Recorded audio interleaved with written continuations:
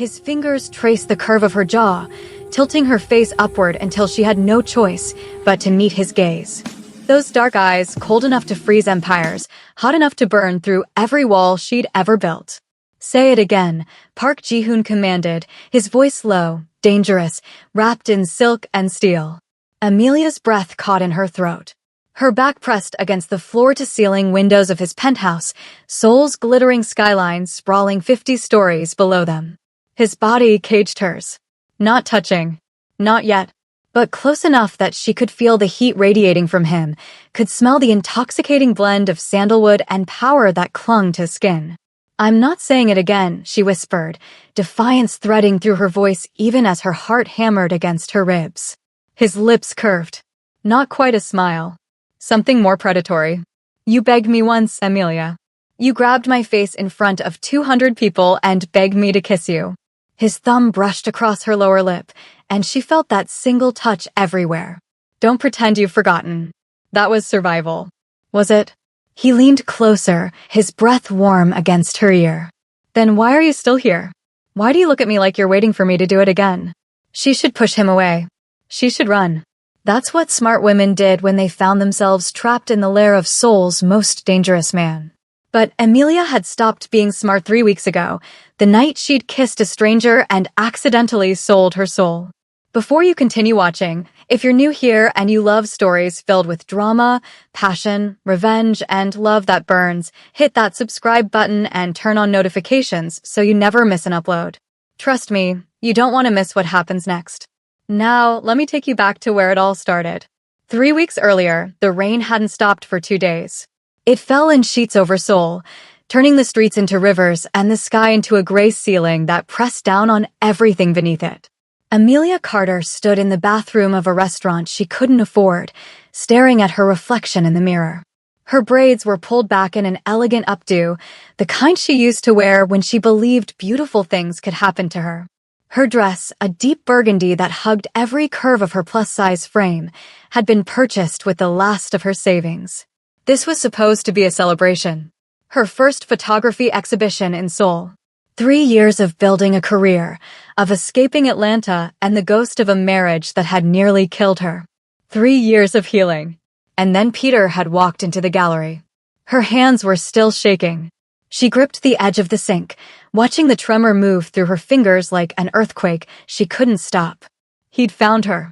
Somehow, across oceans and continents, through name changes and deleted social media accounts, and a restraining order that meant nothing outside American borders, Peter had found her. "You think you can leave me?"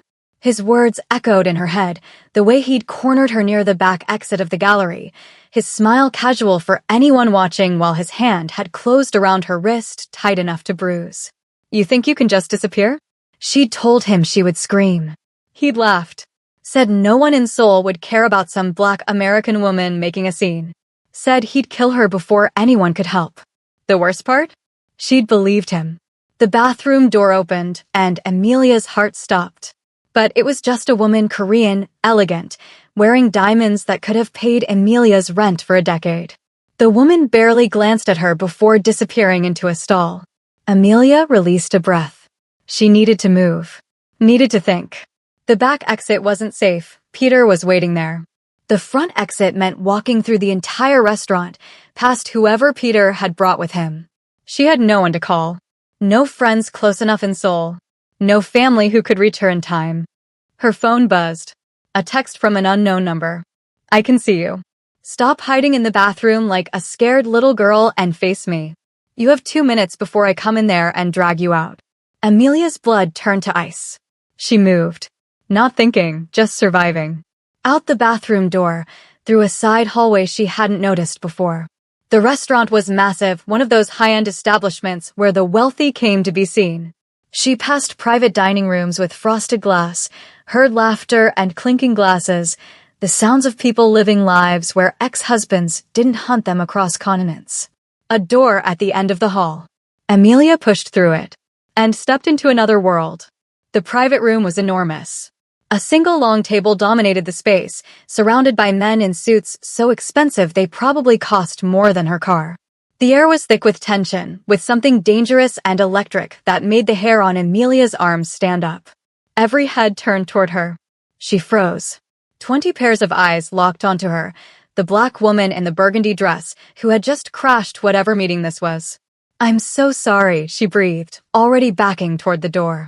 "Wrong room, Amelia," Peter's voice, coming from the hallway behind her. Panic exploded through her system. She looked at the men, at the door behind her, at the narrowing options of her rapidly deteriorating situation. One man sat at the head of the table. He hadn't moved when she'd entered, hadn't flinched when the others had reached for their waistbands. He simply watched her with eyes so dark they seemed to absorb light, his face beautiful in a way that was almost cruel. He was the most dangerous person in this room. Amelia knew it the way animals knew predators. And somehow, impossibly, he was her only option. Peter was getting closer. She could hear his footsteps, his voice calling her name like she was a dog who'd slipped her leash. Amelia made a decision that would change her life forever. She walked straight toward the man at the head of the table. His men moved to intercept her, but he raised one hand, just one, and they froze like he controlled them with strings. She reached him, looked down into that devastating face, saw the curiosity there, the cold amusement. "Please," she whispered, and she hated how her voice broke on the word. "He's going to kill me. I don't know who you are or what this is, but he's going to kill me the moment he gets me alone." The man tilted his head slightly. "And what would you like me to do about that?" The door burst open. Peter stood there, flanked by two men who looked like the kind of muscle you hired when you wanted problems to disappear. "There you are," Peter said, his voice pleasant, his eyes murderous. "I'm sorry to interrupt your meeting, gentlemen. My wife has a tendency to wander." "Ex-wife," Amelia said, but her voice was barely audible. Peter stepped forward. "Come on, baby. Let's go home." She felt him reaching for her, felt the familiar terror closing around her throat. In that moment, she thought of every time he'd hit her, every time he'd apologized and promised it would never happen again. Every night she'd spent planning her escape, wondering if she'd live long enough to use her plane ticket. And something in her snapped. She grabbed the stranger's face with both hands and kissed him. The room went silent. Everything went silent, except for the thundering of her heart and the soft, startled sound the man made against her lips. She'd meant it to be quick. A desperate ploy for protection, nothing more. But his hand came up to grip the back of her neck, and suddenly he was kissing her back. It wasn't gentle. It wasn't kind. It was possession, brutal, consuming, claiming. His other arm wrapped around her waist and pulled her down onto his lap, and when she gasped, he took the opportunity to deepen the kiss, to make it something that would leave marks on her soul. When he finally released her mouth, she was trembling. His lips brushed against her ear. "Play along," he murmured, so soft that only she could hear, "and I'll make sure he never touches you again." Then he looked up at Peter with a smile that didn't reach his eyes. "I think there's been a misunderstanding," he said, his voice carrying through the room like a declaration of war. "This woman isn't your wife. She's mine." Peter's face went pale, then red, then something beyond color into pure rage. "Who the hell do you think you are?" One of the men at the table laughed. Actually laughed. "You really don't know?" Peter's muscles shifted nervously. One of them leaned in and whispered something. Amelia watched Peter's expression change, watched the rage curdle into something like fear. "You're Park Ji-hoon," Peter said slowly. The man beneath Amelia, Ji-hoon, smiled. "And you've just walked into my restaurant, interrupted my meeting, and tried to claim my woman belongs to you." He stroked Amelia's back, casual, proprietary. "I'm curious how you'd like to proceed." Peter opened his mouth, closed it. His hands were shaking now, and Amelia felt a savage satisfaction at seeing her tormentor suddenly on the other end of fear. "There's been a misunderstanding," Peter said, the words coming out stilted, careful. "I apologize for the interruption." Apology not accepted. Ji-hoon's voice had gone cold. "Kong. Show our guest and his friends the exit. Make sure they understand they're never to come within 100 meters of my woman again." The man who had laughed stood up. He was massive, easily 6'4", with shoulders like a linebacker. "And if they don't understand? Help them understand." Peter was dragged out. His hired muscle didn't even try to fight. And through all of it, Amelia sat frozen on the lap of a man she'd just kissed without permission, a man who had claimed her as his property in front of a room full of criminals. When the door closed and silence fell, Ji-hoon's grip on her waist loosened. "You can breathe now." She realized she'd been holding her breath. She exhaled shakily and tried to stand, but his hand stayed firmly at her hip. "Not yet," he said. "We need to have a conversation." "About what?" He looked at her with those dark eyes, and she felt something shift in the air between them. "About the fact that you just kissed me in front of my entire leadership team. About the fact that there are cameras in this room, which means our little performance will be on every gossip site in Seoul by morning." His thumb traced a slow circle on her hip. "About the fact that if I don't follow through on what I just claimed, I'll look weak. And I don't look weak, Amelia." Her stomach dropped. "How do you know my name? Your ex said it when he was calling for you like a lost dog." His jaw tightened slightly. "I don't like men who hurt women. I especially don't like men who think money and muscle give them the right to break beautiful things." Beautiful things. She shouldn't have felt anything at those words. Not from a man who was clearly more dangerous than Peter could ever dream of being. "I'm sorry," she said. "I panicked. I didn't mean to get you involved in my problems, and I definitely didn't mean to." She gestured vaguely at their current position, at her body still pressed against his. "Kiss me like your life depended on it?" He almost smiled. "Almost. Your life did depend on it. So I suppose I can understand the impulse." She needed to get off his lap. She needed to leave this room and figure out how to disappear again, how to run from Peter and now from whatever mess she'd created with this stranger. "Let me go," she said. "Please. I'll figure out my own problems." "You don't need to. Here's what's going to happen." His voice cut through her protests like a blade. "By morning, every gossip outlet in Korea will be running stories about Park Ji-hoon's mysterious new woman. Your ex will see them. His people will see them. And they'll know that touching you means going to war with me." Amelia stared at him. "You don't even know me. I know that you were brave enough to walk into a room full of dangerous men and beg the most dangerous one for help. I know that you kissed me like you were drowning and I was oxygen. And I know that I haven't been this interested in anything in years." His fingers traced up her spine, and she shivered despite herself. "Stay with me," he said, and it wasn't quite a request. "Let me protect you. Let the world believe what we've already shown them. And what do you get out of it?" His smile was slow, dangerous, devastating. "I get you, Amelia. In my home. In my life. In my debt." He leaned closer, his lips brushing against her cheek. "I get to find out if that kiss was desperation or if there's something more burning underneath all that fear." She should have said no. Every survival instinct she had was screaming at her to run. But she thought about Peter. About running again. About spending the rest of her life looking over her shoulder. And she thought about the way Ji-hoon had kissed her back. Like she was worth protecting. Like she mattered. "Okay," she whispered. His eyes darkened with something that made her pulse race.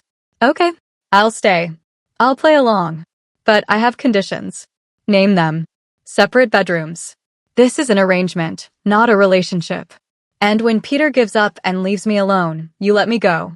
He considered her for a long moment. Then he stood, lifting her with him like she weighed nothing, setting her on her feet with a gentleness that seemed at odds with everything else about him. "Separate bedrooms," he agreed. "For now. The rest." He stepped back, buttoning his suit jacket with precise movements. "We'll see." He extended his hand. "Welcome to my world, Amelia Carter. Try not to burn it down." She took his hand. No promises. That night, she moved into the penthouse. The elevator required a special code, 17 floors above the rest of the building, accessible only to Ji-hoon and whoever he approved. The doors opened onto a space that looked like it belonged in a design magazine.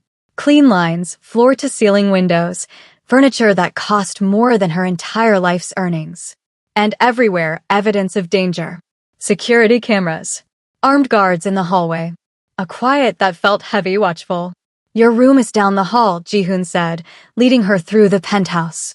"There's clothing in the closet in your size. My assistant is efficient. The kitchen is stocked.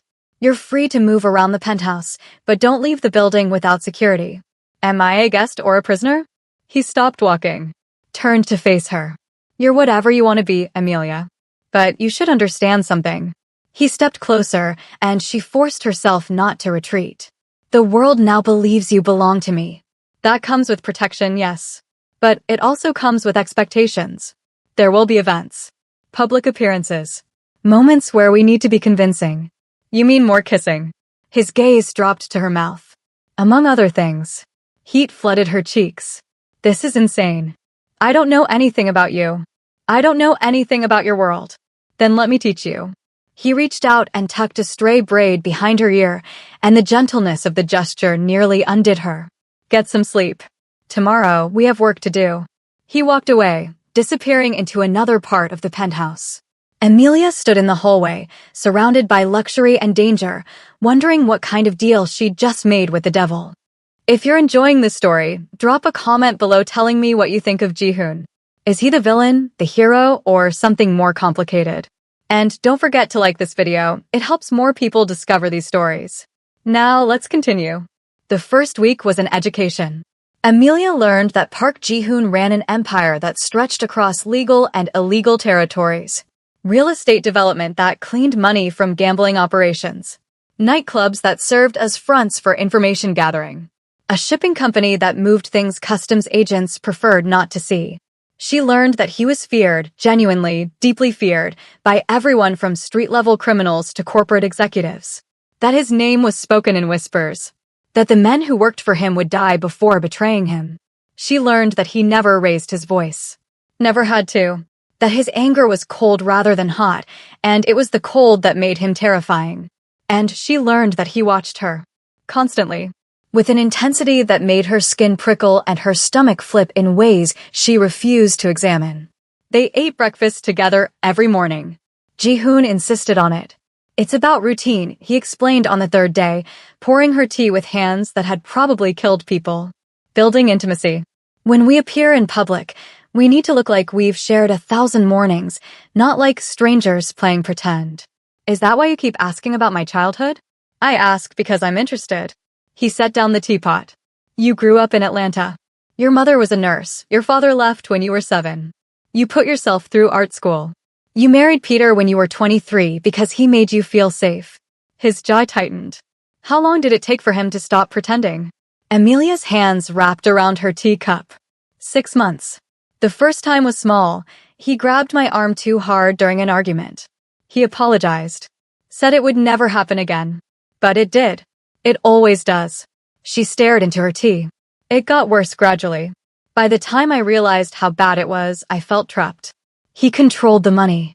The house was in his name. My friends had slowly disappeared. He'd driven them away without me noticing. And I was so ashamed. Of what? Of being the kind of woman who stayed. I'd always sworn I would never be that woman, you know? I watched my mother stay with my father while he made her small and sad, and I promised myself I'd be different. She laughed bitterly. Turns out it's not that simple. Ji-hoon was quiet for a moment. When he spoke, his voice was softer than she'd ever heard it. How did you get out? He put me in the hospital. Told the doctors I fell down the stairs. But the nurse, she saw the bruises on my wrists. The old scars. She gave me information about shelters, resources. She helped me understand that I could leave. And the restraining order? It was supposed to protect me. But Peter has money. Connections. When I left Atlanta, I knew he would come looking eventually. I just hoped I'd have more time. Ji-hoon reached across the table and took her hand. His palm was warm, his grip firm but not confining. He will never touch you again. I swear it on my life. She believed him.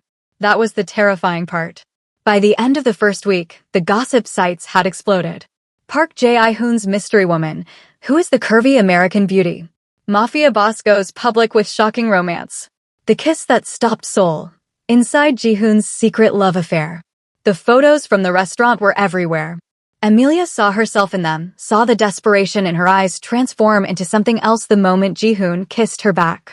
They looked like lovers. They looked like they were burning for each other. And somewhere across the city, Peter was seeing them too. The threat started on day 8. Flowers delivered to the penthouse lobby. A card attached. Did you think changing men would save you? I found you once. I'll find you again. Ji-hoon read the card with an expression that made the temperature in the room drop 10 degrees. He's testing boundaries. Seeing how close he can get. What do we do? We send a message back. Ji-hoon pulled out his phone, typed something rapidly. Get dressed. Something stunning. We're going out. The nightclub was called Obsidian. It occupied the top 3 floors of a building in Gangnam, accessible only by private elevator. When Amelia stepped inside, wearing a black dress that made her feel powerful and exposed in equal measure, she understood immediately that this was Ji-hoon's territory. The energy changed when he walked in. Conversations paused. Heads turned. People watched with fear and fascination as the most dangerous man in Seoul moved through the crowd with his hand on the small of her back. VIP section. Champagne that cost more than her monthly grocery budget. And everywhere, cameras. Phones raised. People pretending not to stare while recording everything. Smile, Ji-hoon murmured against her ear. Look at me like you can't imagine being anywhere else. She turned to face him. He was so close enough that she could count his eyelashes, could see the faint scar near his left eyebrow, could feel his breath on her skin. Is this part of the message? She asked. This is all of the message. His hand came up to cup her face, and she leaned into his touch without meaning to. Every video taken tonight will reach Peter within hours. Every image will show him exactly what he's lost. And when he sees this, he kissed her. It was different from the first time. The first time had been desperate, survival-driven, chaotic. This was deliberate, controlled. He kissed her like he was making art, like every movement of his lips was calculated to destroy her completely. And God help her, she kissed him back. Her fingers curled into the lapels of his jacket. She pulled him closer without thinking, and she felt his smile against her mouth. The kiss deepened, became something that felt less like performance and more like confession. When he pulled away, she was breathing hard. So was he. That wasn't fake, she whispered. No. His thumb traced her cheekbone. It wasn't. Across the club, someone was definitely filming. Amelia couldn't bring herself to care. The second week brought escalation. Peter tried to have Ji-hoon killed. It was sloppy, amateur assassins hired through a chain of intermediaries, men who didn't know who they were targeting until it was too late. They were intercepted before they reached the penthouse. Ji-hoon didn't tell her what happened to them. She didn't ask. But she saw the change in him afterward. A hardness that hadn't been there before, an edge that made his men move more carefully around him. He was planning something. She could see it in the way he took meetings late into the night, in the quiet conversations that stopped when she entered the room. What are you going to do? She asked him one night. They were standing on the balcony of the penthouse, the city sprawling beneath them like a galaxy of lights. About Peter. What would you like me to do? I don't know. I've spent so long just trying to survive him that I never thought about. She trailed off. Ending him? I don't want you to kill him. She turned to face Ji-hoon. I don't want that on my conscience. Or yours. You think I have a conscience? I think you pretend not to. But I've seen how you treat your people. How you protected me when you didn't have to. You're not a monster, Ji-hoon. No matter how hard you try to convince the world otherwise. He was quiet for a long moment.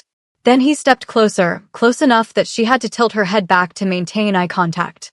I won't kill him, he said finally. But I will destroy everything he has. His money. His reputation. His power. By the time I'm done, Peter Carter will have nothing left but the knowledge of what he lost when he tried to break you. And then you'll be free. His voice was rough. To leave. To stay. Whatever you want. She should have felt relief. Instead, she felt something like loss. What if I don't want to leave? The words hung between them. Ji-hoon's expression shifted surprise, followed by something heated and hungry that made her breath catch. Then you stay, he said. Not as an arrangement. Not as a performance. He cupped her face in both hands. As mine. Really mine. I barely know you.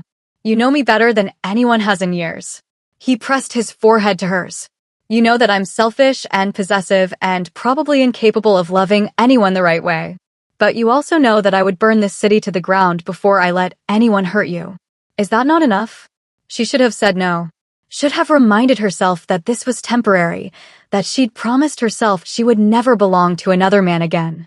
But looking into his eyes, those dark, desperate, dangerous eyes, she couldn't find the lie. It's enough, she whispered. He kissed her like a man starving. like she was water in a desert, like she was the first beautiful thing he'd ever seen. His hands tangled in her braids, pulled her closer until there was no space between them, until she couldn't tell where she ended and he began. When they finally broke apart, gasping, he swept her into his arms and carried her inside. "Last chance," he said, pausing at the door to his bedroom. "Tell me to stop and I'll stop. Don't stop." She pulled his face down to hers. "Don't ever stop." The night shattered around them. By morning, everything had changed.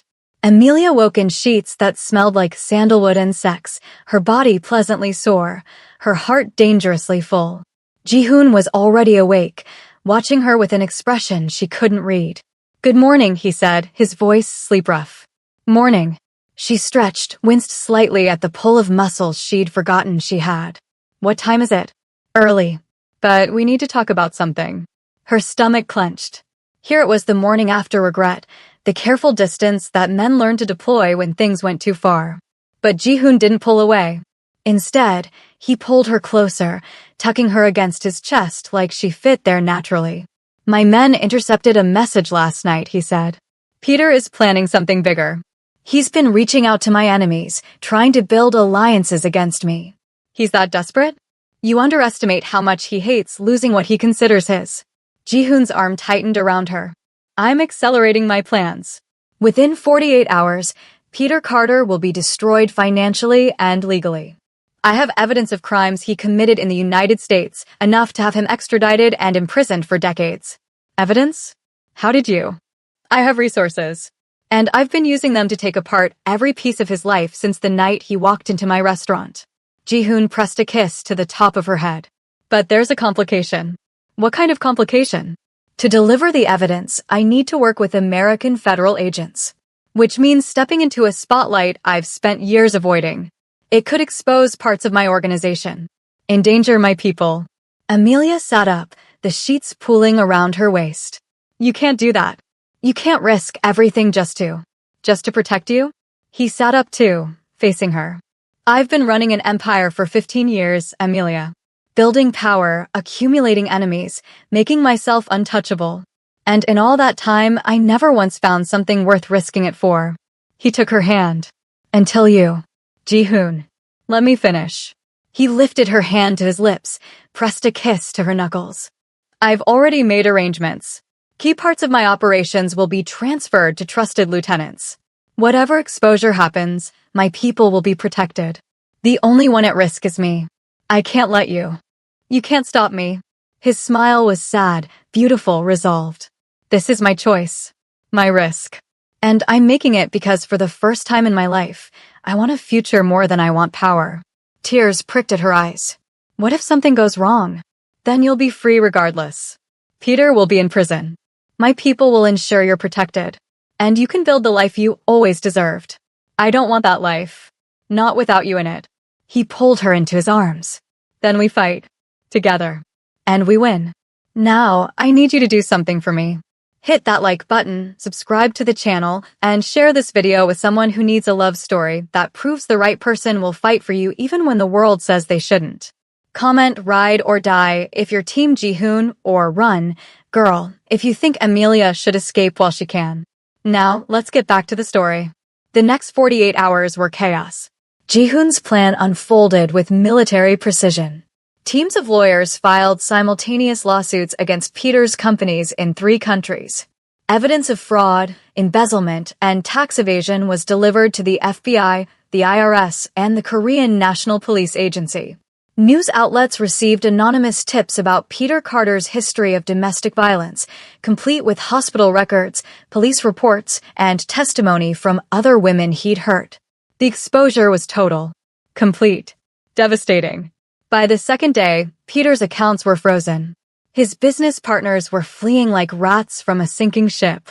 His face was all over the news, not as a powerful businessman, but as an alleged criminal and abuser.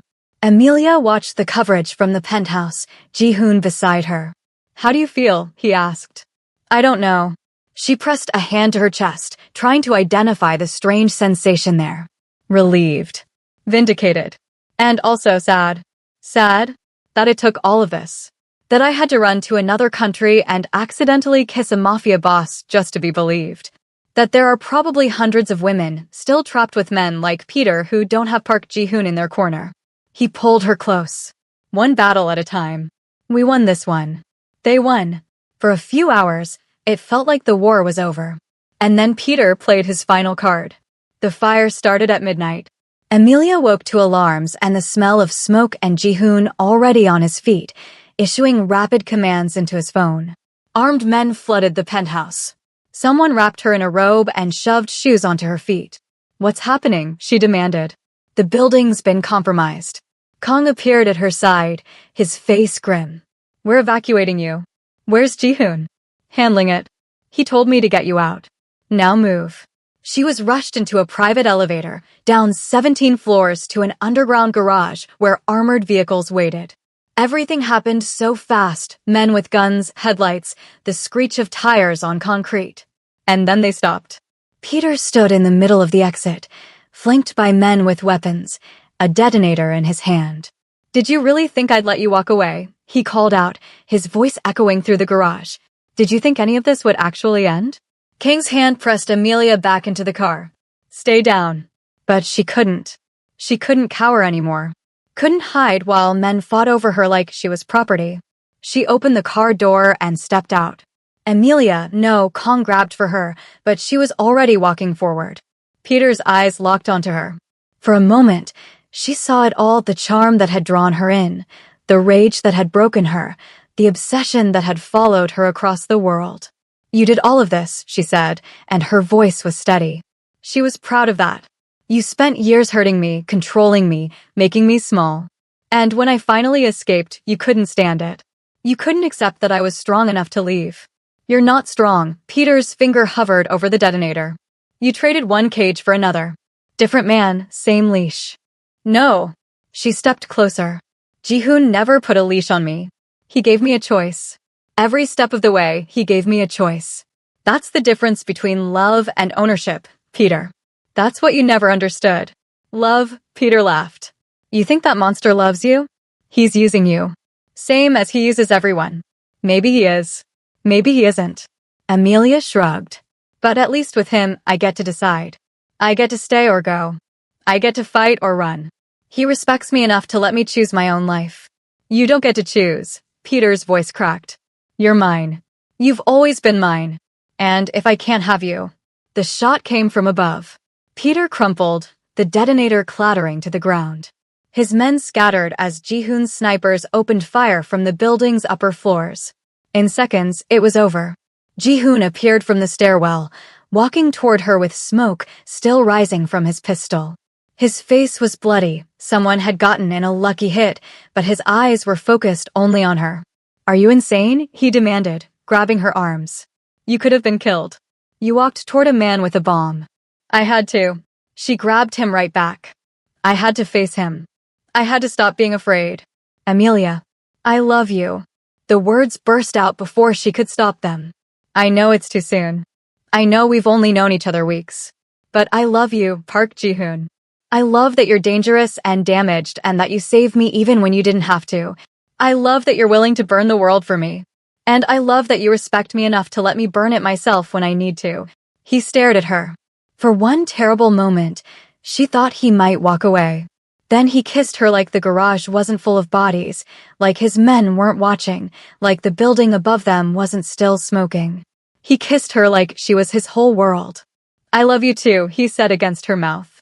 I have since the moment you grabbed my face and demanded that I save you. I didn't know it then. But I know it now. Behind them, Kang cleared his throat. Sir? We should really move. The police are on their way. Ji-hoon laughed, actually laughed, a sound Amelia had never heard from him before. Always so practical, Kong. He took Amelia's hand. Come on. Let's go home. The penthouse is on fire. Then we'll find a new home. He squeezed her fingers. Somewhere without bullet holes in the walls. Somewhere we can start fresh. They walked out of the garage together, leaving the smoke and blood behind them. The night air was cool on her skin, clean after the chaos of the last hour. What happens now? Amelia asked. Now, Ji-hoon opened the door of a waiting car, gestured for her to get in. Now we deal with police questions. File paperwork.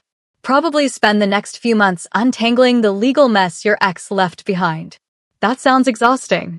It will be. He slid in beside her. But after that, I was thinking we could take a trip. Somewhere warm. Somewhere without any mafia politics or ex-husbands. Is Park Ji-hoon capable of a real vacation? For you. He leaned over, pressed a kiss to her forehead. I'm willing to try. The car pulled away from the building. In the rearview mirror, Amelia could see the penthouse, their penthouse, with smoke still pouring from the upper floors. Everything she'd brought with her to Seoul was probably destroyed.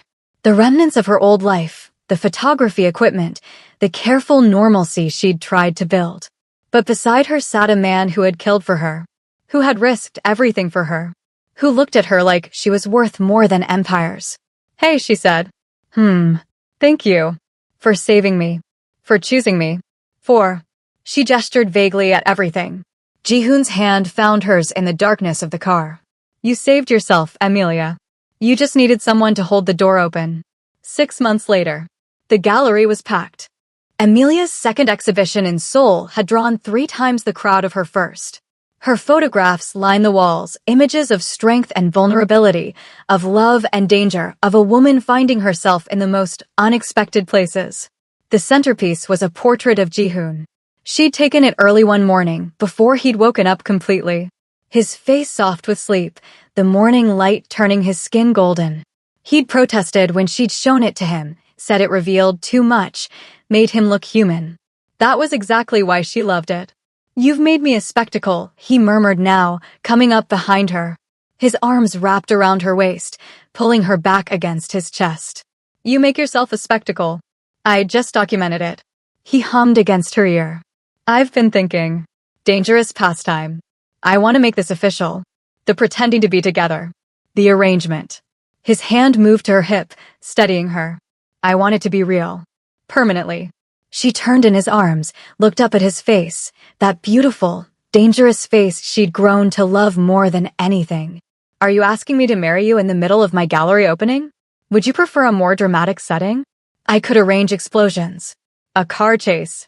Perhaps another kiss in front of cameras. She laughed. I think I've had enough drama to last a lifetime. Then say yes. He pulled a ring from his pocket, a simple band with a single diamond, elegant and